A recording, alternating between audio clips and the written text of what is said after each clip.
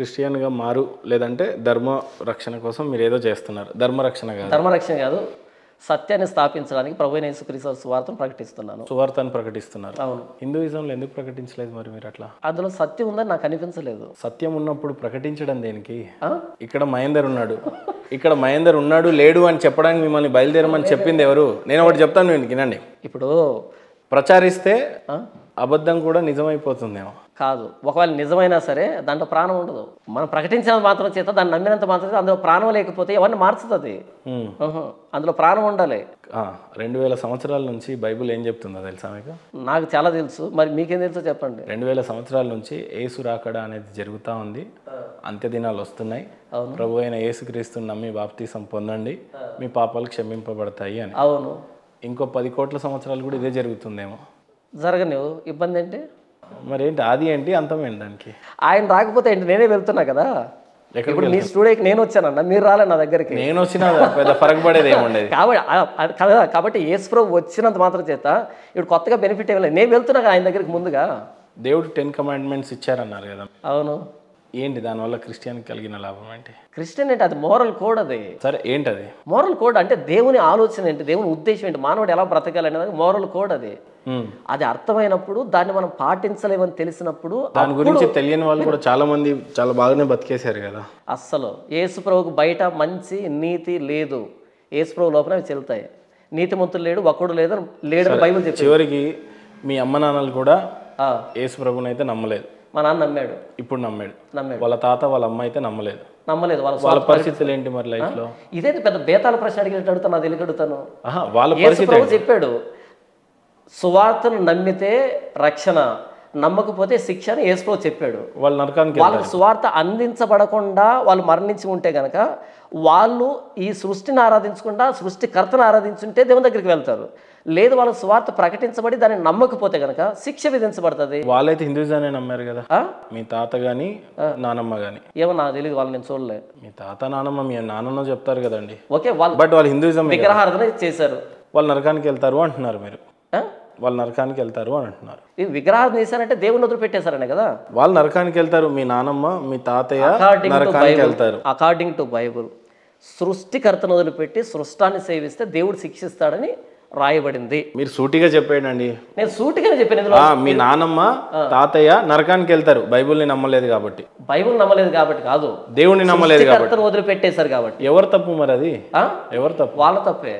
అంటే పాపము, కర్మ, దానికి వచ్చినటువంటి జీతం మరణం, తదనంతరం నరకం. నేను దానికే మానవుడు పాపం ఆయన ప్రమేయం లేకుండా పుడతాడు, ఆయన ప్రమేయం లేకుండా చస్తాడు. ఆయన ప్రమేయం లేకుండా పుట్టినప్పుడు ఆ పాపాన్ని బట్టి దేవుడు నరకంలో వేస్తాడు. లేదది బ్లాక్ మెయిల్ చేసినట్టుంది. మీకు అసలు విషయమే అర్థం కావట్లేదు. బ్లాక్ మెయిల్ కాదు ఇది. ఇప్పుడు మా నానమ్మ తాతమ్మకి, బుజ్జగింపేది. మా నానమ్మకి మా తాతయ్యకి చదివే రాదు, వాళ్ళ పెద్దలు విగ్రహారాధన చేశారు, వీళ్ళు అదే చేశారు. చదువు రాదు కాబట్టి వినండి, మీ వేరే తాతయ్య మీ పిల్లలు ఇప్పుడు విగ్రహారాధన చేయరు.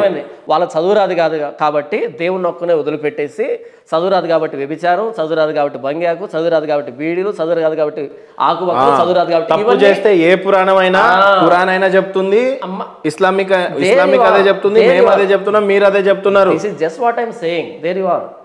చదువు వచ్చిందా లేదా కాదు, వాళ్ళు పాపం అయితే చేశారు కదా. పాపం చేస్తే ఎట్లయినా నరకంకే పోతారు కదా. అదే కదా మీరు కూడా అదే చెప్తున్నారు కదా. This is what I am saying. కాకపోతే ఆయన పశ్చాత్తాపడి నేను ఒకరిని చంపేశాను, అన్యాయం అయిపోయింది, సారీ అని చెప్తే దేవుడు క్షమించేసి స్వర్గానికి ద్వారం ఓపెన్ చేస్తారు అని అంటున్నారు. మీరు పశ్చాత్తాపాన్ని క్షమిస్తాడు, నేను పశ్చాత్తాపాన్ని క్షమిస్తాడు. పశ్చాత్తాపడకపోతే నరకానికే. No doubt. ఇన్ని ఆత్మలు నరకంలోనే ఉన్నాయి. మరి మర్డర్ చేస్తే కోర్టులు శిక్ష విధించట్లేదా? మరి 2000 సంవత్సరాల నుంచి బాప్తిసం పొందిన వాళ్ళు ఎంతో మంది ఉన్నారు, వాళ్ళ ఆత్మలు ఇంకా పోలేదు. ఆయన రాకడ సంభవించేంత వరకు ఈ ఆత్మలు మాత్రం స్వర్గానికి గాని నరకానికి గాని వెళ్ళవు. నేను చెప్పానా? బైబిల్ చెప్పిందా? అంతే కదా. బైబిల్ ఏం చెప్తుంది? ఎక్కడో చూపించను ఆ మాట. నేనేమంటా, మనుషులుగా చనిపోయిన తర్వాత, చనిపోయిన వ్యక్తి కూడా మనుషులు తిరిగి ఎప్పుడు లేస్తా అన్నాడు?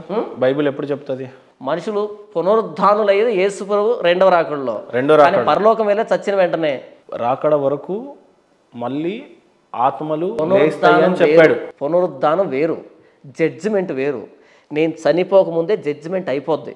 నేను చనిపోకముందే నేనేమంటానంటే, బ్రాహ్మిన్స్ అందరూ చక్కగా మంత్రాలు చదువుతూ ఉంటారు, సుప్రభాతాలు చదువుతూ ఉంటారు, జరుగుతూ ఉంటాయి. వాళ్ళు మనుషులే కదా. అవి కొద్దిగా కఠినంగా కూడా ఉంటాయి కాదు.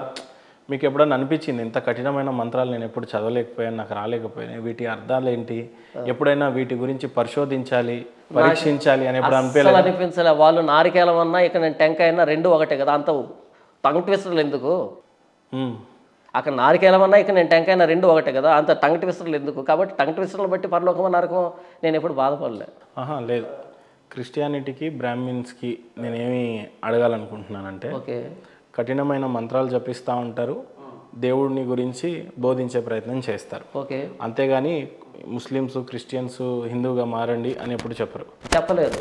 ఓకే, ఏముంది చెప్పడానికి? చాలా పెద్దది. మీరు అసలు ఆ చరిత్రనే వినడానికి ఇష్టపడట్లేదు. ఏదైనా ఉంటే చెప్తామన్నా. మీరు 2000 సంవత్సరాల దగ్గర ఆగిపోయినా, నేను 7000 సంవత్సరాల దగ్గరికి పోయినా మీరు దానికి ఇష్టపడరు. 20,000 సంవత్సరాల ముందుకు పోయినా ఒప్పుకోరు. సత్యాన్ని మొన్న ఒక చక్రం బయటపడితే 30 లక్షల ట్రిలియన్ సంవత్సరాల పాతది అని అంటే ఆ చక్రం అంత పెద్దదే ఉందా, అంత చిన్నదైందా అంటే, అదే యేసుప్రభుల వారికి జెరూసలేంలో ఒక మందిరం ఉంటది అని అంటే లేదు అని అంటే. ఇక్కడ ప్రశ్న అడుగుతాను మిమ్మల్ని. ఎన్నో ట్రిలియన్ సంవత్సరాలు చెప్పారు మీరు, ఎలా చెప్పారు? ఆంకాలజీ వాళ్ళు చెప్తారు, ఆ ఒక డిపార్ట్మెంట్ అది ఎంత పాతదో పురాతనదో. వాళ్ళు ఎలా చెప్పారు? ఇప్పుడు పారాసిటమాల్ వేసుకుంటే మీకు జ్వరం తగ్గుతుంది. నేను అడిగిందని చెప్పండి. నేను అదే అడుగుతాను చెప్పండి. వాళ్ళకి ఒక కాదు ఎలా చెప్పారు? ట్రిలియన్ అన్నారు. అమ్మో పెద్ద పదం అది అసలు. ట్రిలియన్ అన్నారు, ఎలా చెప్పారు ఆ పదం? అవును, ఆ శాస్త్రవేత్తలు అందరు ఎలా చెప్పారు? వాళ్ళు ఎలా చెప్పారు? దేవుళ్ళ? ఎవరు వాళ్ళ దేవుళ్ళ? సరే నేనేమంటా, మిమ్మల్ని కారు ఇక్కడికి తీసుకొచ్చింది, అదేమన్నా దేవత? దీనికి దానికి ఏమైనా పోలిక? ఎందుకో చెప్తా, విను.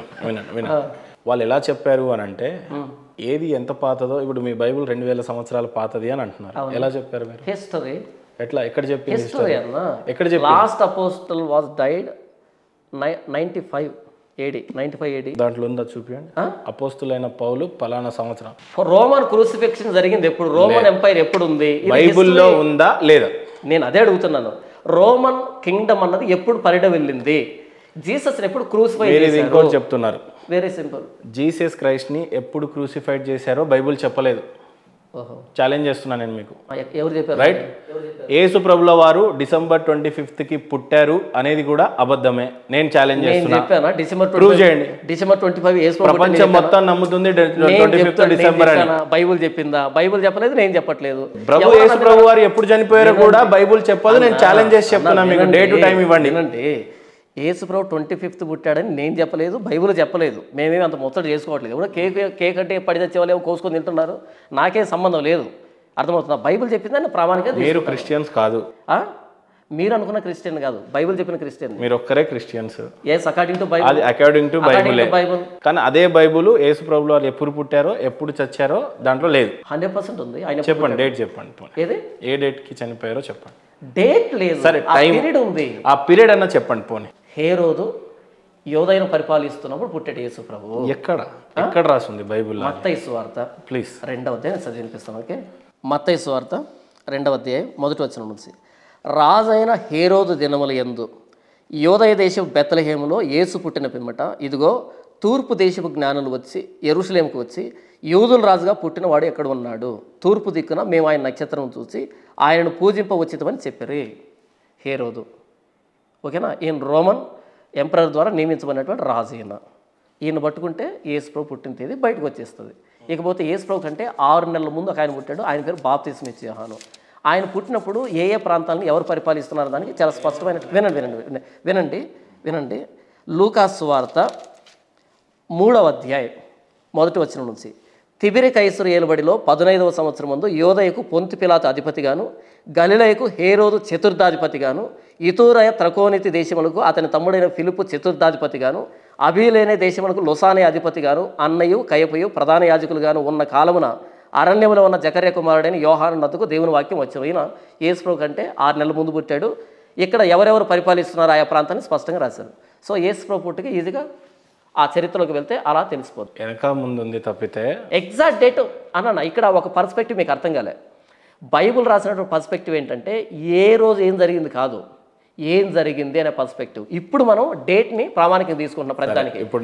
ఇప్పుడు డాక్యుమెంటేషన్ కి ఏన్షియంట్ డాక్యుమెంటేషన్ తేడా ఉంది. అప్పుడు ఏం జరిగిందని అడిగేవాళ్ళు. ఈ రోజు ఇంటర్వ్యూ మనం చేస్తున్న అమావాస్యలో మీకు అర్థమవుతుందా?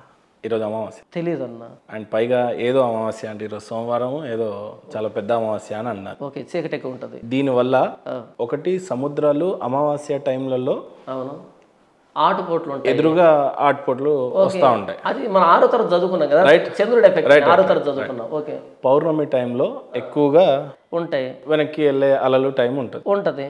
ఈ టైంలో పాపం విజయవాడ కూడా కొట్టుకోపోతుందంట. ఓకే, కారణం ఏంటంటే ఆ అమావాస్య కూడా కలిసి వచ్చిందంట. సముద్రంలోకి పోవాల్సిన నీరు సుజావగా పోకుండా అమావాస్య వచ్చింది కాబట్టి కొద్దిగా క్లిష్ట పరిస్థితే ఉంది. ఓకే, ఈరోజు మీరు నేను అమావాస్యలోనే ఎందుకో చేసాం. మరి ఈ ఇంటర్వ్యూకి అర్థం ఏంటో నాకు తెలీదు, బట్ ఒక విషయం చెప్తున్నా. చెప్పండి.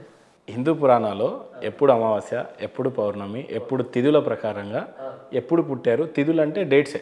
అవునన్నా, అవి క్లియర్గా మెన్షన్ చేస్తున్నాయి. యేసు ప్రభుల వారికి అంత జ్ఞానం, అంత చరిత్ర అన్నీ ఉన్నాయి, నేను కాదనట్లే. ఎప్పుడు పుట్టామో లేదు, ఎప్పుడు చనిపోయారో లేదు, లేదమ్మా లేదు జాన్ పాల్ గారు. ఒక డేటు ఒక ప్రామాణికంగా క్లియర్గా లేదు. చావటం పుట్టుక కరెక్ట్గా లేదు, ఉన్నాయి కానీ డేట్స్ లేవు. ఒప్పుకుంటారు, ఎగ్జాక్ట్గా డేట్స్ అయితే లేవు. హిందూ దేవాలయాల ప్రకారంగా తిథులు అన్నీ ఉన్నా కూడా మీరు ఇది నమ్మరు. అవును, కారణం చెప్పండి. ఇంతవరకు అదే కదా నేను చెప్పాను.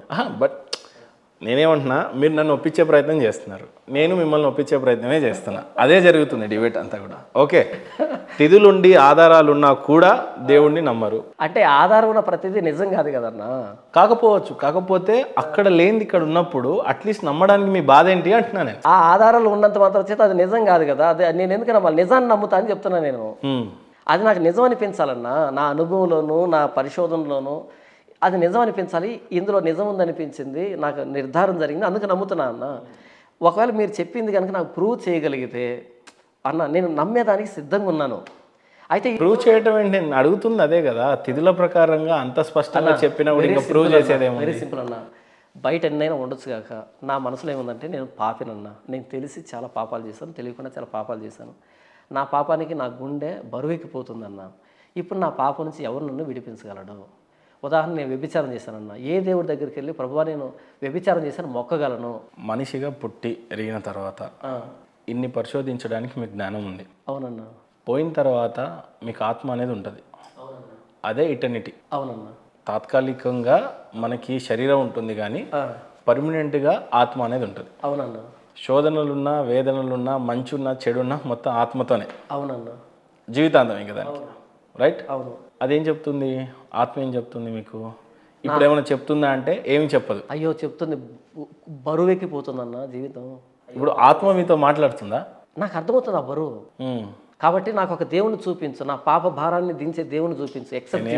లేదు, అది అలానే సృష్టింపబడ్డది, అలానే రాయబడి ఉంది కాబట్టి మీ బ్రెయిన్ అలానే ఉంది. అన్న లేదన్న, నాకు నిజంగానే మనసులో నేను తప్పు చేశానని నా దోషారోపణ చేస్తుంది. ఈ దోషారోపణ తీసివేసే దేవుడు, నన్ను క్షమించే దేవుడు ఎవరు? ప్రభు అయిన యేసు ప్రభు వారు మనుషులతో యుద్ధం చేశాడా, చేయలేదా? చేయలేదన్న, పాపంతో చేశాడు. ఫేరోతో చేసింది ఏంటి? మోజేసు ఫేరోతో యుద్ధం చేస్తాడు, యుద్ధం చేయలేదన్న. ఏం చేశాడు? అసలు యుద్ధమే చేయలేదు. మోషే ఫరోతో సూచక్రియలు చేసి చూపించాడు. ఫేరో దగ్గర ఉన్నటువంటి ప్రజలు ఎవరు? ఇశ్రాయేలీలు. వాళ్ళ నిడిపించింది ఎవరు? మోషే. మోషేకి జ్ఞానం ఇచ్చింది ఎవరు? లేకపోతే దేవుడు, శక్తినిచ్చింది దేవుడు, రైట్? మోసే చేత యుద్ధం చేయగలిగే అంత సామర్థ్యం కానీ లేదా సూచక క్రియలు చేసేటండి యుద్ధం చేయలేదు. లేదు, యుద్ధం కాదు, సూచక క్రియలు చేసింది ఎవరు? దేవుడు. నీళ్లు రక్తంగా మారినాయి, ఎవరు చేశారు? దేవుడు. నీళ్ళల్లో కప్పలు వచ్చేసినాయి, అది చచ్చిపోయాడు, దేవుడే చేశాడు. విపరీతమైన పేర్లు వచ్చాయి. అవును, రైట్? ఇంటికి గొర్రెపిల్ల రక్తం ఉంటే పోస్తే సంహారపుతో దాటిపోయాడు, పుయ్యకపోతే శిక్షించబడ్డారు. దేవుడు మనుషుల మధ్య విభేదాలు కాదు, వాళ్ళకి చెప్పాడు, చిలక చెప్పినట్టు చెప్పాడు. దేవుడు చెప్పిన మారకపోతే మనుషులు ఉంటారా అన్న? ఇశ్రాయేలు మగపిల్లలు పుడితే వాళ్ళు తీసుకుని వెళ్ళి నైల్ నదిలో విసిరేయమని ఆజ్ఞ జారీ చేసింది. కూడా డౌట్ అండి, అదే డౌట్. మరి అంటున్నాను, నేనేమంటున్నా, ఫరో మనుషులందరినీ ప్రేమించుమన్న దేవుడే. కాదు, వినండి, ఇక్కడ ఇశ్రాయేలు మగపిల్లలు పుడితే వాళ్ళు తీసుకుని వెళ్ళి నైల్ నదిలో విసిరేయమని చెప్పి ఇక్కడ ఇజ్రాయెల్ ఎవరు? ఇక్కడ ఇజ్రాయెల్ ఎవరు? ఫేరో ఎవరు? ఫరో ఐగుప్తీయుడు అన్న. ఐగుప్తులు విగ్రహారాధికులు, దేవుడికి సంతతి కాదు వీళ్ళు. దేవుని సంతతే, కానీ దేవుని వదిలిపెట్టారు. నేను కూడా దేవుడి సంతతి కాదు. మీరు దేవుని సంతతే. మీరు కూడా దేవుడి సంతతి కాదు, దేవుని సంతతే. మీరు మారారు గారు ఇప్పుడు. ఏది ఇంతకు ముందు హిందువుగా ఉన్నారు, మీరు విగ్రహారాధన చేశారు. వినండి వినండి, మీరు దేవుని సంతతే. ఒకటి డైవర్ట్ అవుతుంది. నేనేమంటా జాన్ గారు, మీరు దేవుని సంతతే, అన్న దేవుని సంతతే, రాధామనోహరదాస్ దేవుని సంతతే, నేను దేవుని సంతతే. అయితే మన తేడా ఏంటంటే నేను ఆయన సంతతిని గుర్తెరిగాను, మీరు ఇంకా గుర్తెరగలేదు. కాదు కాదు, ఫేరో కాలంలో మోజెస్ అన్ని సూచక క్రియలు చేస్తున్నా కూడా ఆయన దేవుని నమ్మలే. ఫేరో దేవుని నమ్మలే, కఠినపరుచుకున్నాడు. రైట్. రాధామనోహరదాస్ లాగా ఫేరో నుండి మనుషులందరినీ విడిపించుకెళ్ళిన మోసే దేవుడు ఆజ్ఞల చేత సూచక క్రియలు కానీ వింతలు విశేషాలు అన్ని చేశాడు. రైట్. అవును. అంటే ఇక్కడ దేవుడు మోసేస్ రూపంలో ఫెరోతో యుద్ధం జరిగినట్టే, అదే ద్వారంలో యుద్ధం జరిగినట్టే అక్కడ ఆల్మోస్ట్. కానీ భూమి అంతా ఒకటే, ప్రజలంతా నా వాళ్ళే, చల్లా చెదురుగా చిలిగిపోయారు. అది దేవుడి ప్రమేయం లేకుండా ఎలా జరుగుతుంది? బైబుల్ ఎందుకు అట్లా తయారు చేసింది మిమ్మల్ని? లేదన్న అదే చెప్పారు. ఆదికాండ 11వ అధ్యాయంలో షీనార్ మైదానంలో మానవులు దేవుని ధిక్కరించి బాబెల్ గోపురాన్ని కడుతూ ఉంటే అక్కడ దేవుడు భాషను తారుమారు చేశాడు. దేవుని ఉద్దేశం వాళ్ళని చెదరగొట్టడం కాదు, వాళ్ళందరూ ఒక దగ్గర ఉండడం, ఆయన సేవించడం. మనమంతా దేవుని పిల్లలు అన్నా, మనమంతా దేవుని పిల్లలమే, అవునన్నా కాదన్నా దేవుని పిల్లలమే. అయితే మనం కొన్నిటిని నమ్మి దేవుడికి దూరం అయిపోయాం అంతే. దేవుని పిల్లలు అన్నంతా మనమంతా ఎవరైనా సరే దేవుడే పుట్టిస్తున్నాడు, దేవుడే చంపుతున్నాడు. అయితే మన దగ్గరికి సత్యం వచ్చినా సరే ఆ సత్యాన్ని ఎందుకు మనం అంగీకరించలేకపోతున్నాం, అక్కడ డిఫర్ అవుతున్నాం తప్ప చనిపోయేంత వరకు మనం దేవుని పిల్లలమే. ఎటర్నల్ లాస్ట్, శాశ్వతంగా దేవుడు దూరం అయిపోయేంత వరకు మనకు ఛాన్స్ ఉందన్న, దాన్ని నరకం అంటాం మేము. కాబట్టి ఏంటంటే దేవుని పిల్లలం కాబట్టే ప్రతి మానవుడి దగ్గరికి వెళ్ళి వాళ్ళు కొడుతున్నా తిడుతున్నా పేడ నీళ్ళు చల్లుతున్నా సరే సువార్త చెప్తున్నామన్నా, రండి ప్రభువైన యేసుక్రీస్తు దగ్గర మీ పాపాలు ఒప్పుకోండి, మారు మనసు పొందండి అని. దీన్ని మత ప్రచారం అంటున్నారు. పేడ నీళ్ళు చల్లుతున్నా సరే తిరిగి మరలా వాళ్ళ ఇంటికి వెళ్తున్నామంటే అందరు దేవుని పిల్లలు కాబట్టి. కానీ ఏమైనా బ్యాక్వర్డ్గా ఉంటున్న పేద ప్రజలే క్రిస్టియానిటీని పుచ్చుకుంటా ఉన్నారు ఎక్కువగా అంటున్నారు. అంటే చరిత్ర ఇతిహాసాలు ఇప్పుడు నాకు ఇన్ని ఇతిహాసాల గురించి మీకు ఇందాక నుంచి చెప్తున్నా, ఇంత హిస్టరీ కలిగి ఉన్నా కూడా నేను బైబుల్ని ఎలా నమ్మాలనేది నా పెద్ద క్వశ్చన్ అంతే. ఓకే అన్న, మీరు నమ్ముతారా లేదా అన్నది ప్రశ్న కాదు ఇక్కడ. నేనే కాదు, ది కోర్ హార్టిజం ఆఫ్ హిందూయిజం ఏం చెప్తుంది? కొంతమంది వేదాలు చదివారు, కొంతమంది పురాణాలు చదివారు, కొంతమంది హిస్టరీ ఏదో రకంగా చదివారు. ఇప్పుడు ఇందాక మీకు బైబుల్లో యేసు ప్రభు వారు పుట్టింది ఎప్పుడు చనిపోయింది ఎప్పుడు అంటే చెప్పలేకపోయారు. అయ్యో చెప్పాను, కానీ దానికి డేటు ప్రమాణం అనేది లేదు. ఓకే వదిలేండి. ఇక్కడ ఈ పురాణాలలో తిథుల ప్రకారంగా అన్ని క్లియర్గా చెప్పున్నా మీరు ఇతిహాసం చదవలేదు కాబట్టి మతం మారారేమో అని ఇప్పటికీ నా మనసులో అదే అనిపిస్తుంది. మీకు పోనీ మీకేమన్నా నా గురించి మహేందర్ నీకు ఈ హిస్టరీ తెలియట్లేదు ఇది నేర్చుకో అని మీకు చెప్పాలనిపిస్తే ఐఎమ్ రెడీ టు లిసన్. ఒకటన్నా ఏంటంటే నేను ఎక్స్పీరియన్స్ అవుతున్నాను, నేను చేసిన పాపాలని ఎక్స్పీరియన్స్ అవుతున్నాను, నాకు అర్థమవుతున్నాయి. మీరు ఇంకా ఎక్స్పీరియన్స్ కాలేదేమో, ఆ భారం మీకు రాలేదేమో, అపరాధ భావం రాలేదేమో, నాకు వచ్చింది. దాన్ని విడిపించగలిగిన వాళ్ళు ఎవరు అంటే నా చెల్లెలు రూపేణ. నా గురించి అంటే నేను కేవలం ఒక్క వ్యక్తినే, కానీ ఒక 20 ఏళ్ల సంవత్సరాల నుంచి చనిపోయినటువంటి వ్యక్తుల పరిస్థితి ఏంటి అని అడుగుతున్నా మిమ్మల్ని. ఎవరైనా సరే మనం జంతువుల కంటే అధికంగా సృష్టించబడ్డామని బైబిల్ చెప్పింది. మనం ఆలోచన విధానం ఉంది. నేను చేసింది దేవుడు కాదు, నన్ను చేసిన వాడు దేవుడు. ఇది చిన్న విషయం, పెద్ద విషయం కాదు. నేను చేసిన దేవుడు కాదు, నన్ను చేసినవాడు దేవుడు. ఇది యెషయా గ్రంథంలో రాయబడిందన్న. కాబట్టి ఏంటంటే నాకంటే అధికుడు దేవుడు ఉంటాడు. ఈ సూర్యచంద్ర నక్షత్రాదుని సృష్టిని చేసిన ఆయన దేవుడు ఉంటాడు. ఆయన ఎవరో అని నేను ఆలోచించినప్పుడు అది నాకు నీతిగా ఎంచబడుతుంది. యేసు ప్రభు సువార్త రాకముందు ఇది ఎవరు అని చెప్పి కేవలం మీరు బైబిల్లోనే వెతికారు అని అంటున్నారు. ఖురాన్ని వెతకలేదు, గీతని వెతకలేదు, నేను కేవలం బైబుల్లోనే వెతికాను అంటున్నాను. అంటే ఇక్కడ నేను ఏం చెప్తున్నా అంటే బహుశా మీరు ఇవి రెండు చదువుంటే నేను చాలా హ్యాపీగా ఫీల్ అయ్యాను. మీకు చెప్తున్నాను, ఏం చెప్తున్నానంటే నేను వాటిని చదివాను, వాటిలో తప్పు ఉంది అనడం నాకు హక్కు లేదు, రాజ్యాంగబద్ధంగా హక్కు లేదు.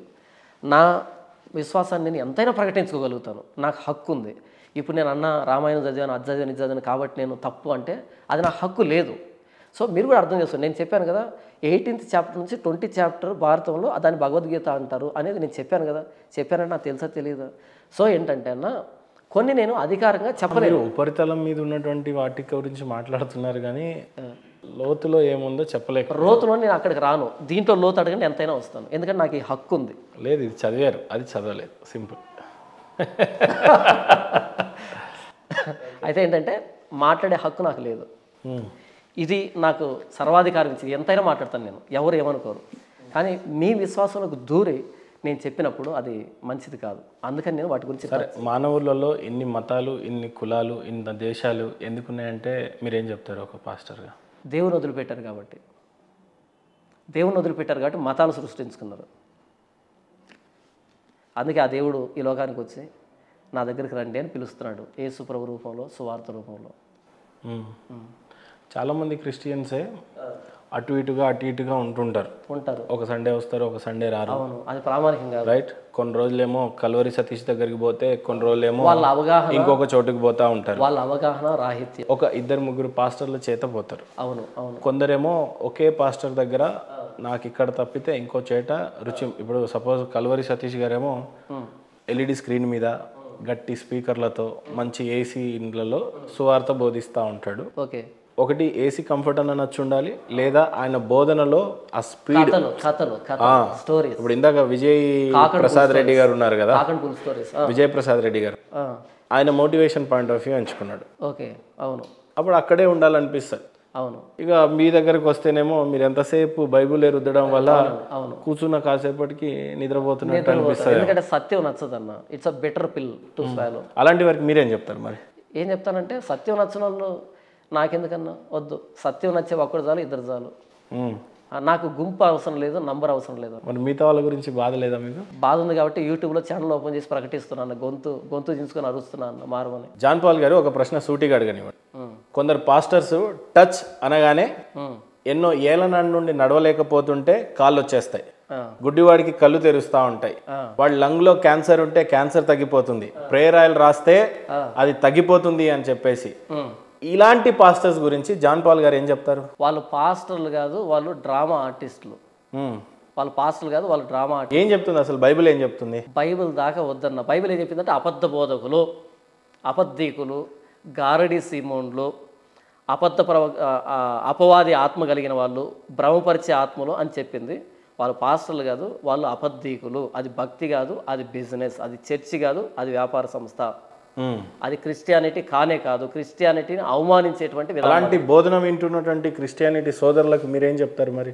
ఎంత తొందరగా వీలైతే అంత తొందరగా బయటకు వచ్చేసేయండి, అక్కడ ఉండకండి. అది క్రిస్టియానిటీ కాదు. క్రిస్టియానిటీని అవమానించడం అక్కడ ఉండడం అంటే. అలాంటి వాళ్ళని చూస్తే మీలాంటి ఆలోచించే వాళ్ళు కూడా క్రిస్టియానిటీ మీద ఒక నెగిటివ్ ఇంప్రెషన్ ఎందుకు తయారు చేస్తున్నారు అంటే, ఇలాంటి టచ్ అని పడగొట్టే వీళ్ళను చూసే ఒక నెగిటివ్ ఇంప్రెషన్ చాలామంది వచ్చేసారు సమాజంలో. ఇదే క్రిస్టియానిటీ అనుకుని. అది క్రిస్టియానిటీ కాదు అసలు. ఉదాహరణకి ఎలాంటి పాస్టర్లు అట్లా తయారు చేస్తున్నారు వీళ్ళని అంటే? అదే బైబిల్ తెలియదు వాళ్ళకి. డబ్బు కావాలి, 10 మంది ఫాలోయింగ్ కావాలి, సమాజంలో కనిపించాలి, కోటలు సామ్రాజ్యాలు నిర్మించుకోవాలి, యేసు ప్రభువును అడ్డు పెట్టుకొని. అలాంటి వాళ్ళే ఇలాంటి తమాషాలన్నీ చేస్తున్నారు. ఈ హైదరాబాద్లోనే ఈ దరిద్రాలన్నీ ఎక్కువ. ఈ 2000 సంవత్సరాల నుంచి అందరు పాస్టర్లు చేస్తున్నది ఇదే అంటే మీరు? కాదన్న, ఈ మధ్య రీసెంట్గా వచ్చింది ఇది. అంతకుముందు లేదన్న ఇది. అంతకుముందు క్రిస్టియన్ మిషనరీస్ హాస్పిటల్స్ కట్టారు, స్కూల్స్ కట్టారు. క్రిస్టియన్ మిషనరీస్ హాస్పిటల్స్ కట్టారన్న. ఈ టచ్ అనేటువంటి భావజాలం ఉంటే హాస్పిటల్ ఎందుకు కడతారు వాళ్ళు? కొబ్బరి నూనె ఎందుకు అమ్మాల వాళ్ళు? వాళ్ళు హాస్పిటల్ కట్టారు అంటే ఈ తమాషాలు వాళ్ళు చేయలేదని అర్థం. వాస్తవం కదా? అవునన్న. ఈ టచ్ అంటే రోగం పోతే, తమాషా ఏంటంటే ఎయిడ్స్ పోయిందని చెప్తున్నాడు అన్న. గల్లగల్ల చొక్కా వేసుకున్నాడు, వేదిక మీదకి రా, టచ్ అని ఎయిడ్స్ పోయిందని చెప్తున్నాడు. ఎంత సిగ్గుచేటన్నా ఇది. క్రిస్టియన్ మిషనరీస్ హాస్పిటల్స్ కట్టారు, ఆరోగ్యాన్ని ఇచ్చారు, ఇప్పటికి ఇస్తూ ఉన్నారన్న. వాళ్ళు కనుక టచ్ అనేది కనుక అలవాటు చేస్తుంటే ఇప్పటిదాకా క్రిస్టియన్ మిషనరీస్ లేవు, క్రిస్టియన్ మిషనరీ హాస్పిటల్స్ లేవు కదా. వాళ్ళు చదువు చెప్పారు, సేవ చేశారు. అలా క్రీస్తు ప్రేమని చేతలు చూపించారు. ఈరోజు ఆ క్రీస్తు ప్రేమని కుక్కలు చింపిన విస్తరలాగా వీళ్ళు మారుస్తున్నారు వీళ్ళ వ్యాపారం కోసమని. అది క్రిస్టియానిటీ కాదన్న. పరిశుద్ధాత్మ అనేది ఒకటి ఉంది బైబిల్లో. అవును. పరిశుద్ధాత్మ అంటే ఏంటి అసలు? బైబిల్ దేవుడిని త్రిత్వం అని పిలుస్తామన్నా. 1 in God, 3 in persons. 1 in God, 3 in persons. మీకు అర్థమయ్యే భాషలో చెప్తాను. మీరు 1 in being, 1 in person. 1 in being అంటే హ్యూమన్ బీయింగ్. నేను కూడా 1 in being, 1 in person. మీరు హ్యూమన్ బీయింగ్, మీరు పర్సన్ ఎవరు అంటే మహేందర్ అనే పర్సన్. నేను హ్యూమన్ బీయింగ్ని, పర్సన్ ఎవరంటే జాన్ పాల్ అనే పర్సన్ని. మనం మనుషులం అంతా 1 in being, 1 in personality ఉంటాం మనం. అయితే దేవుని విషయానికి, బైబిల్లో ఉన్న దేవుని విషయానికి వస్తే ఏంటంటే, ఆయన 1 in being, గాడ్ హెడ్ దైవత్వంలో, 3 in persons, తండ్రి కుమార పరిశుద్ధాత్మలుగా ఉన్నాడు. 1 in being, 1 in person ఉన్న మనకి 1 in being, 3 in persons అనేది అర్థం కాదు. దాన్ని అనుభవించాలి. ఆ విధానానికి బైబిల్ పండితులు పెట్టిన పేరు ఏంటంటే త్రిత్వము, త్రియేక దేవుడు అని పెట్టాం. ఆ త్రిత్వంలో మూడవ వ్యక్తి పరిశుద్ధాత్ముడు. అంటే దేవుడు, సింపుల్గా మీకు అర్థమయ్యే భాషలో దేవుడు, అంతే. ఏంటి పరిశుద్ధాత్మ మనిషి మీదకి రాగలుగుతుంది, వచ్చినప్పుడు పూనుకుంటుంది, అన్య భాషలు మాట్లాడతాయి, అది బైబిల్ కూడా అవన్నీ అయిపోయాయన్న, అన్ని భాషలు మాట్లాడడం కానీ ఇవన్నీ కానీ అయిపోయాయి. ఇప్పుడు పరిశుద్ధాత్మ దేవుడు వస్తే ప్రభు అయిన యేసుక్రీస్తు వారు ఏం చెప్పాడో వాటిని పాటించేదానికి మనకి పురికొల్పు వస్తుంది అన్న. ప్రభు అయిన యేసుక్రీస్తు ప్రాంతాన్ని గౌరవించేటట్టుగా బ్రతుకు ప్రతి సందర్భంలో బ్రతుకు. మీరు ఎప్పుడైనా అన్య భాషలు మాట్లాడటం కానీ? లేదన్నా, నేను తెలుగు మాట్లాడడానికి ప్రయత్నం చేస్తున్నాను, ఇంగ్లీష్ మాట్లాడడానికి నేర్చుకుంటున్నాను, ఇంకా అవ్వలేదు. అన్య భాష అనేది దేవుడిని ఎక్కువగా వెతికినప్పుడు కానీ, చదివినప్పుడు కానీ, ఎవరైనా పరిశోధించినప్పుడు కానీ, మా క్రిస్టియానిటీలో ఎవరైనా ఒక పాస్ట్ కానీ మా క్రిస్టియన్ ఎవరైనా అన్య భాష మాట్లాడుతున్నాం లొడలొడ వాగితే దొంగ అని గుర్తుపెట్టుకోండి. కానీ అన్య భాషలు అనేది ఉంది కదా, అన్య భాషలు ఉన్నాయి, అవి చరిత్ర జరిగాయి. లేదు, అన్య భాష అంటే ఏంటి? ఇప్పుడు అన్య భాష చెప్తారు మీరు నేను అర్థం చేసుకోవడానికి కాదు, సాధారణ మనుషులు అర్థం చేసుకోవడానికి, క్రిస్టియన్ ప్రజలైనా సరే ఎవరైనా, అన్య భాష అంటే ఏంటి, అన్య భాషలు రావటం వల్ల అసలు ఉందా అన్య భాషలు అనేది? ఫస్ట్ అన్య భాష అంటే ఏంటి క్లియర్గా చెప్తారన్న. అన్య భాష అంటే నాకు తెలుగు అనేది మాతృభాష అన్న. అన్య భాష అంటే నాకు ఇంగ్లీషు అన్య భాషే, హిందీ అన్య భాషే. నా మాతృభాష కానిది ప్రతిదీ నాకు అన్య భాషే, పరాయి భాషే. ఏది అది బైబిల్ బోధిస్తుంది? అవునన్న, బైబిల్ బోధించేది. అక్కడ ఇశ్రాయేలులకి అపోస్తులకి హెబ్రీ అనేది లేదా అరమాయిక్ భాష అనేది మాతృభాష అయితే, మిగిలినటువంటి భాషలన్నీ కూడా గ్రీకు, రోమన్ ఇవన్నీ కూడా అన్య భాషలు అవుతాయి. అయితే యేసు ప్రభు అపోస్తులకి సువార్త ప్రకటించండి అని చెప్పాడు.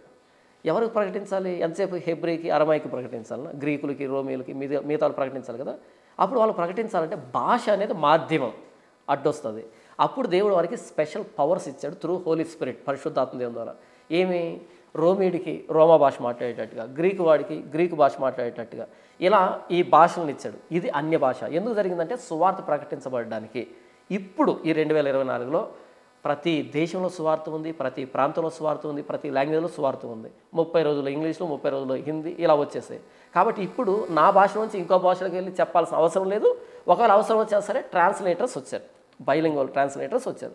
సో ఏంటంటే అప్పుడు అన్య భాష అవసరమైంది, ఇప్పుడు అన్య భాష అవసరం లేదు. ఇప్పుడు ఎవరైనా అన్య భాష మాట్లాడితే కనుక భూమి మీద ఎగ్జిస్టింగ్లో ఉన్నటువంటి భాషలు మాట్లాడాలి తప్ప లొడలొడ వాగకూడదు, అర్థం కాని భాష మాట్లాడకూడదు.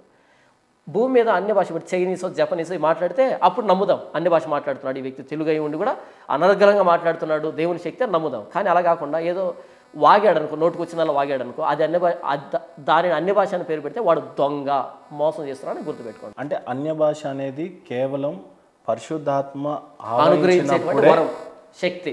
ఇప్పుడు కొన్ని బైబిల్లో వరాలు ఉన్నాయండి. అవునండి.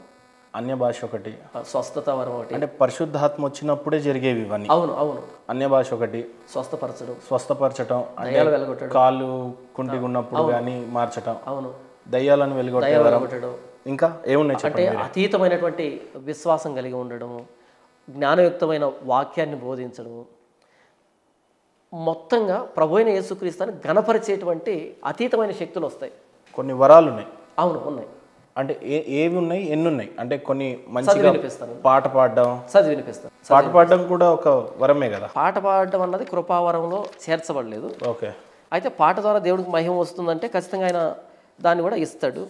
కొరింథీయులకు రాసిన మొదటి పత్రిక 12వ అధ్యాయం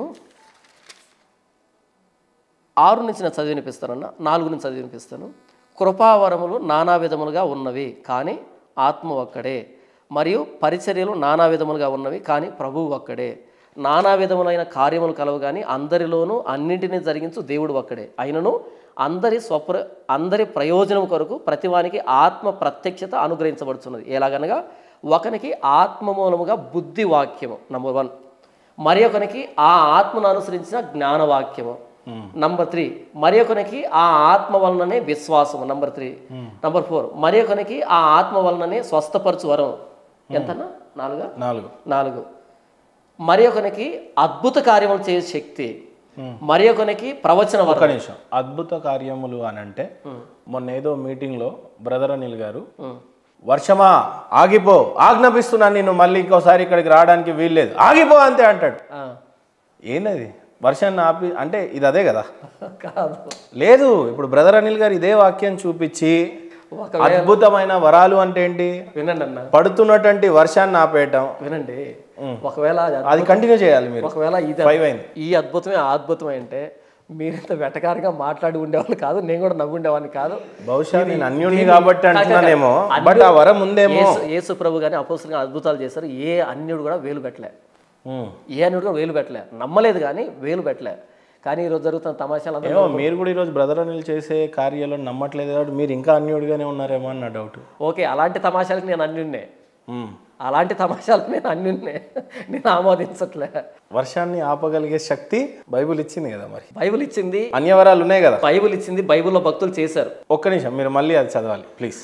వరం 1 ఏంటో దాని గురించి చెప్పాలి, వరం 2 ఏంటో దాని గురించి చెప్పాలి, అప్పుడు అర్థమవుతుంది. అర్థమయ్యవలసింది చెప్పేది ఇందులో ఏముందంటే చదవగానే అర్థమైపోతుంది. ఇప్పుడు ఎక్కడ దాకా వచ్చానంటే మరి ఒకనికి ఆత్మ, మరి ఫస్ట్ చెప్పండి ఒకసారి. ఫస్ట్ ప్లీజ్ ఏమనుకో. ఆత్మ మూలముగా బుద్ధి వాక్యం అంటే బుద్ధిస్తాడు, బుద్ధిని, అదొక వరం, అదొక వరం. తర్వాత బుద్ధి వల్ల ఏం చేస్తాడు పాస్టర్ అది చెప్పండి. బుద్ధి వలన అంటే ఇప్పుడు ఇక్కడ ఏం చెప్పాలి, ఇక్కడ ఏం మంచి దాంట్లో నడుమని చెప్తాడు, ఇక్కడ ఏం చెప్పాలి, ఇక్కడ ఏం చెప్పకూడదు. రైట్. ఇంకొకటి ఇక్కడ బుద్ధి చెప్పారు కాబట్టి నేను చెప్తున్నా, మీ జీతంలో 10వ వంతు లేకపోతే మీరు చేసినటువంటి బిజినెస్లో 10వ వంతు, మీ రాబడి మొత్తంలో 10వ వంతు, నేను 1,00,000 రూపాయలు సంపాదిస్తే 10వ వంతు ఎంత అండి? 10,000. 10 లక్షలు సంపాదిస్తే 1,00,000, 1,00,00,000 రూపాయలు సంపాదిస్తే 10 లక్షలు దేవుడికి సమర్పించుకోవాలి, లేని ఎడల పాపం మీకు. సో ఈరోజు సమర్పించుకోవాలి అని పాస్టర్లు చెప్తా ఉంటారు. ఎక్స్పెషల్లీ పెద్ద మినిస్ట్రీస్లో అయితే ప్రతి గంటకు ఒకసారి వినిపిస్తుంది ఇది. అవును, దీన్ని ఏమంటారు? 10వ వంతు దశమ భాగం అనేది చెల్లించకపోతే పాపం మూడగట్టుకుంటారు, అది దేవుడు సొమ్ము, దాన్ని మీరు దొంగలించినట్టు. అది కనుక మీరు సమర్పించకపోతే దేవుడికి ఇష్టలై ఉండరు, ఓకే. ఇప్పుడు దరిద్రులై ఉంటారు. ఎంతసేపు నేను మీతో ఇంటర్వ్యూ చేస్తున్నాను కదా, ఇంతసేపులో డబ్బును కూర్చిన యావనాలు ఎక్కడైనా కనిపించిందా? యేసుప్రభువును ప్రకటించాలని తప్ప. లేదా నా ఛానల్లోకి వెళ్ళి మీరు 1000కి పైగా ఉన్నటువంటి 1200 వీడియోలు మీరు చూస్తే ఎక్కడ కూడా డబ్బు సంబంధించిన యావ ఇప్పుడు దాకా కనిపించలే.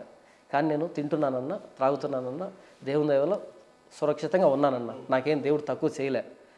నేను ఆయన పని చేస్తున్నప్పుడు, ఆయన సజీవుడైనప్పుడు, ఆయన నా యజమాని అయినప్పుడు ఆయన నాకు జీతం ఇస్తాడు. ఇది నాకు లోపల విశ్వాసం ఉండాలి.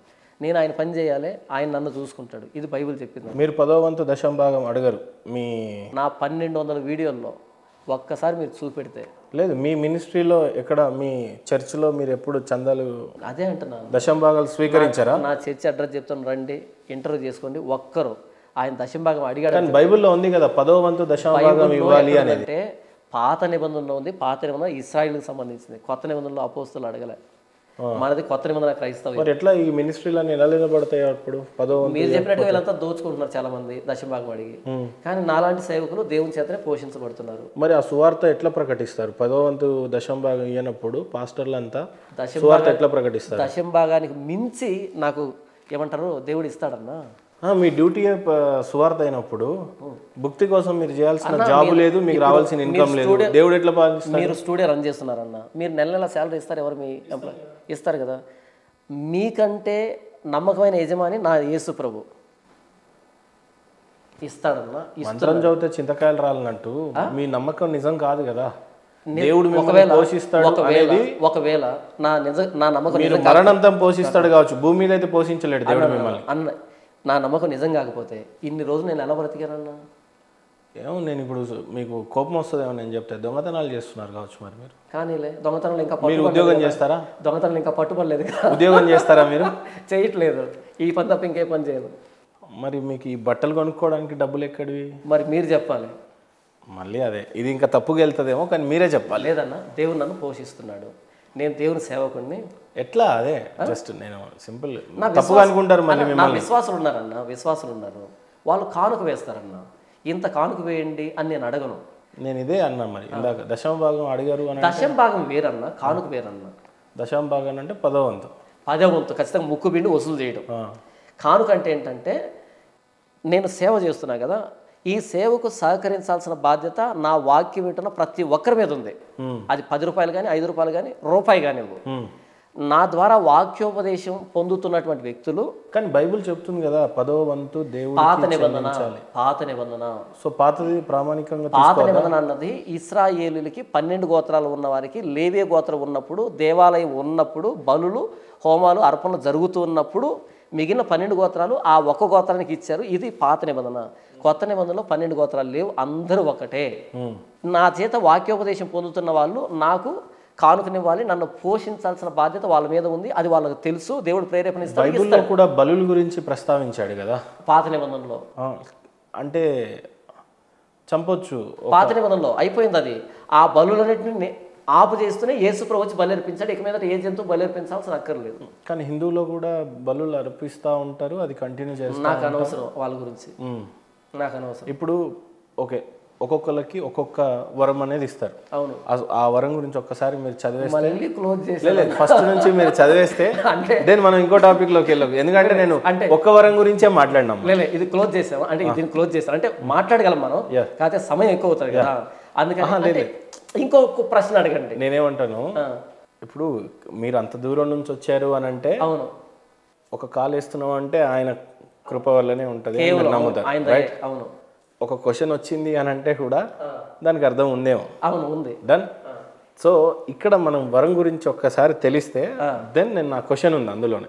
సో ఒక్కసారి మీరు 1 2 3 ఎన్ని ఉన్నాయో చదివేస్తే. ఇప్పటి వరకు ఏంటంటే బుద్ధివాక్యము, బుద్ధి ఫస్ట్, రైట్. మరొకనికి ఆత్మను అనుసరించి జ్ఞానవాక్యం. దీని గురించి చెప్పండి మీరే. ఆత్మను అనుసరించి ఆ సందర్భంలో ఆ పర్టికులర్ వ్యక్తికి ఎలా చెప్పాలి. ఉదాహరణకి ఐథియోపియుడైన నపుంసకుడు యెరూషలేంకి వస్తాడు ఆరాధించడానికి దేవుణ్ణి.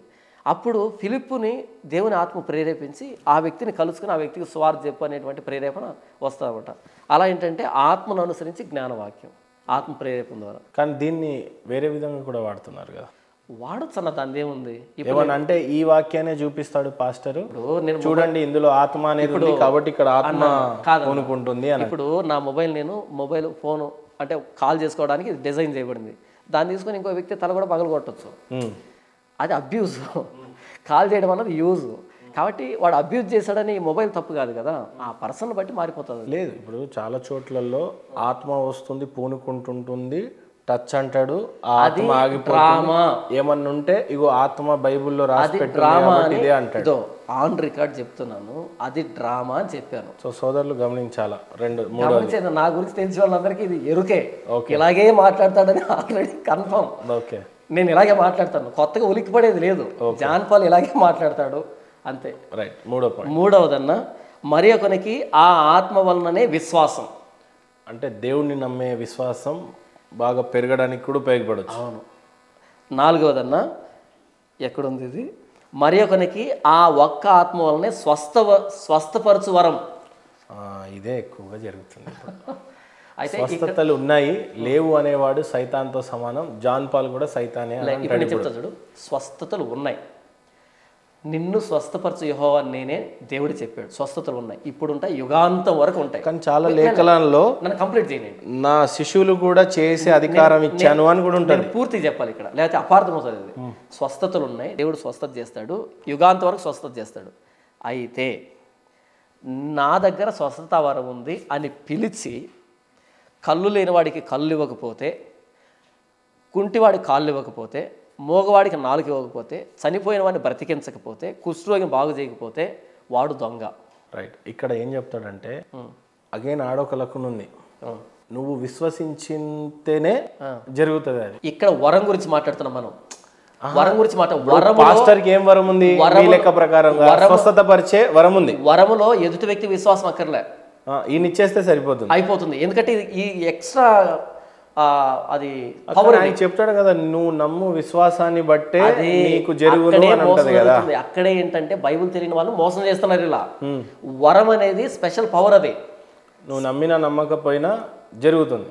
నీ నమ్మకంతో నాకు పని లేదు, నా దగ్గర పవర్ ఉంది, ఇచ్చేస్తా. మరి ఉందిగా, ఆయన చేస్తున్నారు కదా చాలా చర్చిలలో. కాదంటే మీరు మొత్తం వెళ్ళండి, వెదకండి. కుంటివాడి కాళ్ళు వచ్చేమో చూడండి, గుడ్డివాడి కళ్ళు వచ్చేమో చూడండి, చనిపోయిన వాడిని బతికించాడేమో చూడండి, మోగవాడికి 4 వచ్చిందేమో చూడండి. ఇవి తగ్గిపోయింది, ఇక్కడ ఆగండి, ప్రెగ్నెన్సీ వచ్చేసింది, ఎయిడ్స్ తగ్గిపోయింది. వినండి ఇక్కడ.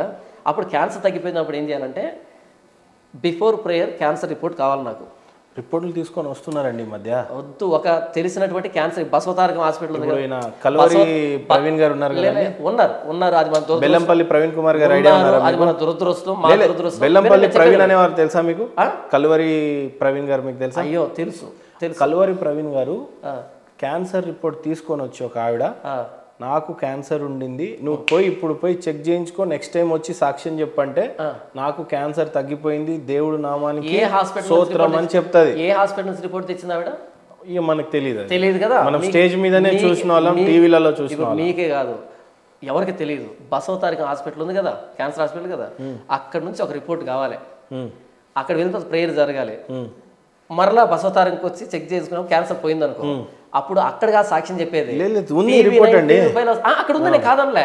అప్పుడు టీవీ9 TV5 లో వస్తుంది, వరల్డ్ హెల్త్ ఆర్గనైజేషన్ రికగ్నైజ్ చేస్తుంది. ఓకే, అర్థమైందా? ఇదన్నీ దొంగ నాటకాలన్నా, దొంగ నాటకాలు నేను చెప్తున్నా కదా. అక్కడ ఉంటాయన్నా, అవన్నీ ఫేక్, నాకు తెలుసు కదా. ఓకే, అవి ఫేక్. ఇగో రాజమండ్రిలో జరిగింది ఇది.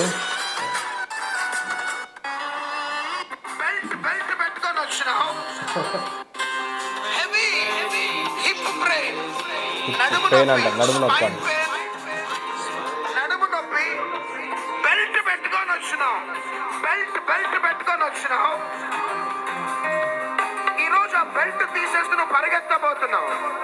నాకు క్యాన్సర్ 3rd స్టేజ్, మే మంత్లో ఆపరేషన్ అయింది. అక్టోబర్ నవంబర్ మంత్ అండ్ వరకు బాగున్నాను. I was doing my work everything. అప్పటి నుంచి బ్యాక్ పెయిన్ అని స్టార్ట్ అయింది. ఈ బ్యాక్ పని అంటే ఎంత పెయిన్ అంటే I can't SIT, I can't stand, I can't do anything. 24/7 pain. 8 chemos తీసుకున్నా, ఈచ్ కీమో 30 hours. నాకు మళ్ళీ కీమో తీసుకునే అంత స్టొమక్ క్యాన్సర్. అన్న ఈ తమాషాలన్న అవన్నీ తమాషాలన్న. ఒకవేళ అది నిజమైతే ఈ పాటికి టీవీ9 TV5 మెయిన్ స్ట్రీమ్ మీడియాలన్నీ హోరెత్తిపోయింది అన్న. తెలుసు తెలుసు తెలుసు అన్న,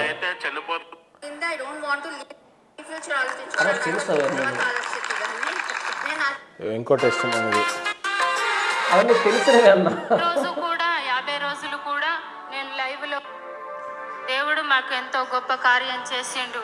15 సంవత్సరాలు నాకు పిల్లలు లేరు.